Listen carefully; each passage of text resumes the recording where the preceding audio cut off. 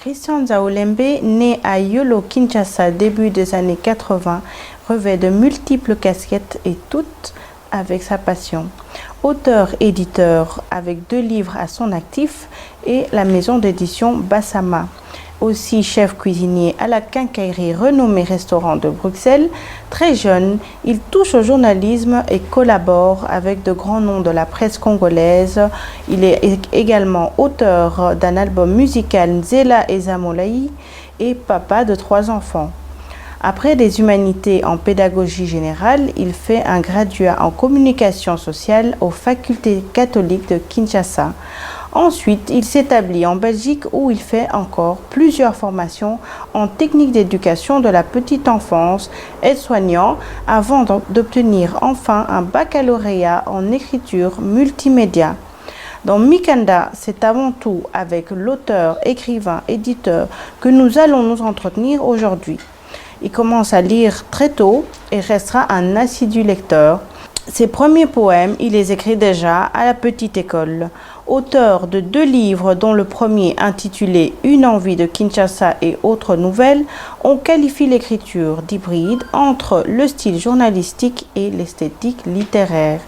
Son deuxième livre, intitulé Le papillon bleu, ouvrage érotique écrit sous un pseudonyme de Zach Badou Numbe. Bien qu'il vive depuis longtemps en Belgique, il est très impliqué dans le paysage littéraire à Kinshasa.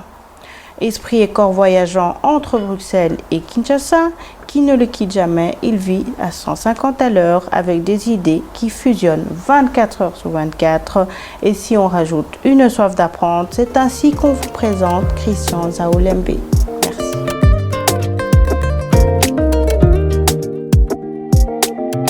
Mikanda, une émission littéraire, un partenariat entre l'association Mokutani et Radio Beauté. Merci Obdel Kazadi pour la présentation de notre invité du jour. Cher invité, merci d'avoir répondu à notre invitation. Monsieur Christian Nzao-Lembe, bonjour. Bonjour. Alors, on a entendu cette belle présentation et on a pu comprendre que vous aviez vraiment de nombreuses casquettes. Et d'ailleurs, j'ai ma liste ici pour ne pas me perdre. Chef de restaurant, journaliste, musicien, éducateur, aide-soignant, bachelier en écriture multimédia. Et ce qui nous intéresse évidemment aujourd'hui à Mikanda, c'est votre casquette d'auteur et peut-être aussi d'éditeur. En tout cas, félicitations pour ces nombreuses casquettes. Merci. Et je vais passer tout de suite à votre premier ouvrage, Une envie de Kinshasa. Et j'aimerais savoir, et je crois nos auditeurs et nos spectateurs aussi, ce livre, Une envie de Kinshasa, vous l'avez écrit en tant que Kinois ou en tant que Congolais de la diaspora de Belgique? Éclairez-nous. je crois qu'il y a des deux. Il y a des deux parce que faudrait déjà savoir la genèse du livre, c'est les attentats de Bruxelles. Après les attentats, Bruxelles était quasi paralysée. On a vu beaucoup de gens qui sont sortis de Bruxelles pour s'en aller. À l'époque, je n'avais pas les moyens de voyager. Je cherchais un refuge pour supporter le choc de ce qui s'était passé. Et j'ai commencé à penser à Kinshasa. Qui était votre ville natale? Voilà. Penser à Kinshasa, ma ville natale. Et c'est comme ça que j'ai commencé à écrire. Alors, avec cela, on comprend directement que c'est le Congolais qui vit à l'étranger, qui s'y sent mal, qui a des envies de retourner chez lui, de revoir chez lui. D'où le titre. D'où le titre, parce qu'une envie de Kinshasa, c'est pas qu'une envie, c'est pas un caprice. C'est plutôt, comme je le dis souvent, cette envie cette fringale qui est au fond de soi. Un peu comme quand une femme enceinte dit j'ai envie de manger quelque chose. Donc c'est cette envie-là qui mélange le biologique, le psyché et en même temps aussi la culture. C'est ça l'envie de Kinshasa. Waouh, c'est une très très grande envie qui vous a mené, à cette première publication. Mais cette envie de Kinshasa que vous avez écrite donc en 2009, 2019, excusez-moi, en 2019, elle ne vous est pas venue, l'écriture ne vous est pas venue comme ça tout d'un coup. Vous ne vous êtes pas réveillé tout d'un coup en me disant je vais écrire le livre. Il a dû avoir une genèse aussi pour que toute cette envie que vous aviez se retrouve donc justement écrite dans le livre. Quand je pars à Kinshasa, souvent, ça m'arrive une année sur deux et maintenant c'est beaucoup plus fréquent, je me fonds dans la masse, je me promène. Je prends les taxis motos, je marche à pied et je vois du monde. Et tout d'un coup sautent des caricatures de certains personnages de Kinshasa. C'est centré sur ces personnages-là, ces anecdotes. Il faut savoir que Kinshasa, c'est une ville pleine d'anecdotes. On dit toujours, si quelqu'un vous explique Kinshasa et que vous dites que « Ah, j'ai compris cette ville », c'est qu'on vous l'a très mal expliqué. Effectivement. On est... l'imprévu est prévu à chaque coin de rue. Donc on est prêt à s'étonner à tout moment. Et c'est comme ça que j'ai construit ce récit, autour de ces personnages. Et encore, sur les réseaux sociaux, aujourd'hui, ça foisonne. Les fameux buzz. Au Congo, il y en a un chaque jour. Autour des politiques, on retrouve les politiques dans les livres. Autour des religieux, j'ai envie de dire, les pasteurs, les prêtres, il y en a chaque jour. Autour de Monsieur Tout-le-Monde, des commerçants, des enseignants, des hommes d'affaires. Alors c'est autour de ces personnages-là que j'ai construit les nouvelles qui font partie d'une envie de Kinshasa. Oui, effectivement, dans tout ce que vous venez de citer, j'ai pu reconnaître certaines nouvelles, là où on parle de la sœur Esther. Exactement. Voilà. Et ça a marqué tout le monde, oui. la sœur Esther. Effectivement, donc ceux qui liront Une envie de Kinshasa retrouveront aussi donc, votre commentaire dedans. Et j'ai envie de vous demander, donc votre livre Une envie de Kinshasa, donc il y a 7 nouvelles dedans. Et je vais d'ailleurs les citer. Une envie de Kinshasa, La Villa des Lungila, Révélation, Coupable, Tantine Mado, Réunion d'urgence, Une page à tourner. Et je les ai cités pour que les auditeurs donc, comprennent bien que ces nouvelles, c'est vraiment Kinshasa au quotidien. Donc les réunions, la tantine. Oui. On ne peut pas parler de Kinshasa sans parler des tantines, des tontons. Révélations, comme vous avez dit dans les réseaux sociaux, il y a toujours des révélations, des buzz, que ce soit sociaux ou politiques. Nous voyons un petit peu de tout. Donc vous peignez vraiment, c'est un peu votre fibre journalistique qui se retrouve dans ce livre. Dans les médias, les journaux, chaque fois que je pars à Kinshasa, je reviens avec des coupures de presse. Ça, c'est très important. Parce que, ce qui est dommage, dans les maisons de presse, surtout de presse écrite, ce genre de faits qui font une envie de Kinshasa sont conviés aux stagiaires qui vont dans les communes voir les tribulations sociales qui se passent à travers la ville. Or, ce sont des... comment je peux dire ? C'est des trésors. C'est là où on retrouve le quinoa, dans sa nature la plus primaire. Oui, effectivement. Oui, vous en faites de très belles esquisses dans vos nouvelles. Merci beaucoup. Alors, vous avez aussi un deuxième ouvrage, donc, que vous avez écrit sous un pseudonyme. Je peux le citer ? Oui. Voilà, donc là, pour ce deuxième ouvrage, vous êtes Monsieur Zach Mbandou Numbe. Vous avez repris, je crois, j'ai cru voir donc des lettres, des consonnes et tout ça de votre nom réel. Exactement. Mais pourquoi ce pseudonyme ? Parce que c'était une première d'avoir un livre de ce genre, de la littérature érotique, dans la littérature congolaise. C'était la crainte que si ça ne marchait pas, je le dis aujourd'hui, le fait de choisir le pseudo, toute la procédure psychologique qui tourne autour de la prise en charge de l'œuvre, je l'ai fait avec un grand ami, Tata Longi, Béatitude. Voilà, un ami d'enfance. Un ami d'enfance de longue date. On est allé sur ce sillage-là, c'était aussi pour dire Si le public n'adhère pas, j'aurais pu nier l'œuvre. J'aurais pu nier mon enfant. Vous aviez une porte de sortie. J'avais une porte de sortie et me refaire parce qu'on allait dire « Ah, mais c'est lui qui écrit ce genre. » Heureusement, et à ma grande surprise, le public a adhéré au travail, ce qui sous-entend que le travail va continuer. Nous en sommes bien heureux. J'ai pu assister à un événement à Kinshasa, fin de l'année en octobre. Jeudi critique. Organisé par l'association. Voilà, et où on retrouve votre ami d'enfance, Monsieur Tata Longue Béatitude. Et c'est vrai que certaines réactions pouvaient étaient un petit peu virulentes.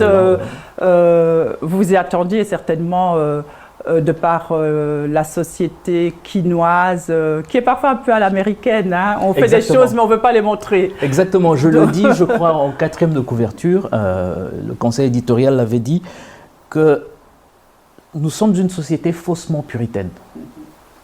Ce sont des choses que dans les événements, dans les circonstances, on dit non, c'est pas bien de se comporter comme tel. Mais quand on marche dans la ville de Kinshasa, je reviens encore là, on voit tout autre chose. Certains appellent ça dépravation des mœurs, mais moi je dis que c'est une manière de vivre qui est totalement différente de ce que l'on entend, de ce que l'on voit dans les grandes structures. Et vous avez eu le courage, en tant que Congolais, de mettre tout cela dans un livre. De mettre tout cela dans un livre parce que, vous savez, le papillon bleu, c'est aussi les légendes urbaines, ce que l'on raconte. Quand on va dans les matangas, dans les lieux de deuil, on entend toujours des histoires. Papa, on a Simba Kissi. Il y a plein d'histoires comme ça. Et je n'ai fait que prendre ces histoires-là, je les ai rassemblées et ça a donné corps à un récit vraisemblable des légendes urbaines de Kinshasa. Voilà, donc ça, ce sont vos 2 ouvrages qui ont déjà été publiés. Une envie de Kinshasa, Le papillon bleu. Ceux qui liront le livre sauront pourquoi nous avons le titre Le papillon bleu, donc je ne vais pas dévoiler, je ne vais pas le dévoiler ici. Et je vais revenir sur Une envie de Kinshasa. Et je vais présenter aux auditeurs et aux spectateurs un petit extrait. « Serrez !» crie le receveur au chauffeur. C'est pour dire que le véhicule peut se mettre en route. La tôle de la combi chauffe. La chaleur est infernale à l'intérieur de l'habitacle. Les 10 passagers, tassés comme des sardines dans une boîte, transpirent en silence. Le chauffeur, un sachet de whisky à la main, lunettes de soleil à demi baissées, balance la tête au rythme de la musique qui sort de l'autoradio. Là encore, c'est la dernière chanson d'un artiste en vogue qui passe. Je regarde à travers la baie vitrée, les scènes de Kinshasa de tous les jours qui défilent. Une dame avec son panier de pain sur la tête, les cireurs de chaussures qui frappent la brosse contre la caisse de bois pour appeler les clients, les vendeuses d'objets de seconde main, l'œil aux aguets, et puis le moindre geste suspect de tout le monde. Le tout baigné dans un brouhaha indescriptible de klaxons de voitures, de gens qui se parlent à tue-tête. Alors, les personnes qui ont entendu cet extrait peuvent voir que vous avez une écriture qui est assez diversifiée. Donc on reconnaît là un petit peu l'œil du journaliste et on voit un langage qui est simple, mais on sent qu'il a été aussi recherché, un langage qui est poétique. Et ici, on ne le voit pas, mais dans Le papillon bleu, dont je ne vais pas lire d'extrait, aujourd'hui, je crois qu'on peut comprendre pourquoi. Oui. Voilà.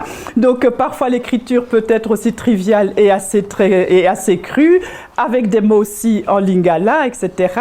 Donc, cette écriture diversifiée, est-ce qu'elle vous a été inspirée par d'autres auteurs? Dites-moi un petit peu plus sur cette écriture que vous avez. Alors c'est là qu'intervient... Et les inspirations. Oui, c'est là qu'intervient mon travail de cuisinier. Ah, c'est intéressant. J'écris comme je cuisine. Je cuisine comme j'écris. Le but est de plaire. Quand l'assiette va en salle, on ne voit pas le cuisinier. Quand mon livre est à portée de main, ce que je veux, c'est qu'on ne dise pas que c'est un brillant écrivain, mais qu'on dise plutôt quelle belle histoire. Magnifique. C'est l'histoire qu'on doit prendre. Alors pour cela, je dois faire de la mesure de mes mots, de mon style, même du registre des mots. Je ne dois pas être éblouissant parce que je vais aveugler le lecteur. Je ne dois pas être terne parce que je serai fade, comme un plat. Il faut qu'il soit assez salé. Et le meilleur goût qui existe en cuisine, c'est ce qu'on appelle l'umami. L'umami. Umami. Umami. C'est un mélange de sucré, salé, amer, acide. Les 4 goûts mélangés. C'est comme ça que j'écris. Et la première bouchée doit percuter pour qu'on continue. C'est ce que je recherche dans mon écriture. Que le lecteur continue son travail de lecture, son plaisir de lire, à déguster l'œuvre. Et dans tout mon parcours, je me souviens, un des premiers livres que j'ai lus, après les comics, les bandes dessinées qui sont toujours un grand travail d'apprentissage de la langue, hein. Peu importe la langue, lingala, swahili, français, anglais, c'est les bandes dessinées qui permettent d'acquérir les jeux de mots, le style, et ainsi de suite. J'ai lu Le Bossu de Paul Féval. J'avais 11 ans. Ça m'a marqué. C'est à cause de cela même que j'ai eu des problèmes d'yeux, parce que je lisais en marchant, sous le soleil de Kinshasa. Tellement que j'étais pris par ce texte. Après, j'ai découvert beaucoup d'autres dans la littérature française, avant de retomber dans la littérature congolaise, africaine. Et c'est là où Amadou Kourouma a carrément emporté la mise. Ce langage il a recréé le français. La langue française a été recréée en y mettant des mots lingala qu'on retrouve. Lui, il mettait des termes en bambara, oui, en mandingue, oui, et ainsi de suite. Et j'ai vu cette manière de faire que j'ai aimé. Et surtout ce style-là très enlevé. Quand on lit Allah n'est pas obligé, on voit combien ça percute, effectivement. Ça percute, il arrache. C'est un dialogue, c'est comme on entend vraiment cet enfant soldat raconter l'histoire. Et c'est comme ça que j'ai aimé le style. Calixte Béala aussi, qui a emmené dans Maman a un amant, qui a emmené aussi cette manière-là de travailler le texte. J'ai trouvé cela très intéressant, surtout quand on parle à un public qui est le nôtre. Il faut dire que l'écrivain écrit d'abord pour les siens. Sans caricaturer, le Congolais, le Quinois, de par le monde, fait partie de la culture du commérage. Donc il ne faut pas lui emmener une histoire soignée, il faut le scandaliser. C'est pour cela qu'il faut des phrases courtes, il faut de l'entraînement, il faut de l'enchaînement pour qu'il reste dans le scandale. Mais après, puisque c'est écrit, il faut un peu s'élever pour l'emmener aussi dans cette beauté-là du plat. Lui faire découvrir qu'il n'y a pas que l'igname, le foufou, il y a aussi les frites. Et c'est comme ça qu'on va dans le Moudimbe pour coller à son texte un style beaucoup plus fouillé, beaucoup plus psychologique, où il retrouve la description, telle que vous venez de lire là, le mettre dans la scène, mais hors de la scène pour se rendre compte que oui, on me parle d'une ville, on me donne une carte postale. C'est de là qu'est venu tout ce foisonnement-là de style. Effectivement, vous avez très bien expliqué ce lien entre votre métier de chef cuisinier. Donc là, vous éduquez les papilles des gens, et avec l'écriture, vous éduquez aussi, donc en quelque sorte, donc vos lecteurs. Bien, félicitations donc pour cette vue, à cette vision que vous avez. Je crois qu'on arrive petit à petit, malheureusement, à la fin de notre émission. Et j'aimerais un petit peu en connaître plus, que nous en connaissions plus sur votre Je ne sais pas si vous êtes éditeur, si vous travaillez pour la maison d'édition. Je n'ai pas bien saisi. Pourriez-vous nous expliquer? La maison d'édition Bassama Édition, c'est une maison qui est en train de naître. Je travaille avec quelques amis pour mettre sur pied cette maison-là. Normalement, cet été, avec les parutions que nous aurons cet été, la maison sera officielle. Elle sera basée sur Kinshasa. D'abord, il y a l'ASBL, Bassama, qui se chargera de la promotion de des cultures congolaises, particulièrement à travers les arts, la musique, la littérature, la danse, le théâtre, et, les spectacles, ainsi de suite, et la gastronomie aussi. Et officiellement, on s'installe cet été, d'ici le mois d'août, et on fera ce travail d'édition des auteurs de Kinshasa, du Congo, ainsi que de la diaspora, et des rencontres pour faire connaître cette culture-là. Félicitations, nous souhaitons une bonne continuation à cette jeune maison d'édition et nous aurons certainement le plaisir dans un futur prochain de pouvoir interviewer un de vos auteurs, donc nous avons hâte. Alors là, vous voyez que nous avons quelques livres qui ont été d'auteurs congolais, BD, livres, etc.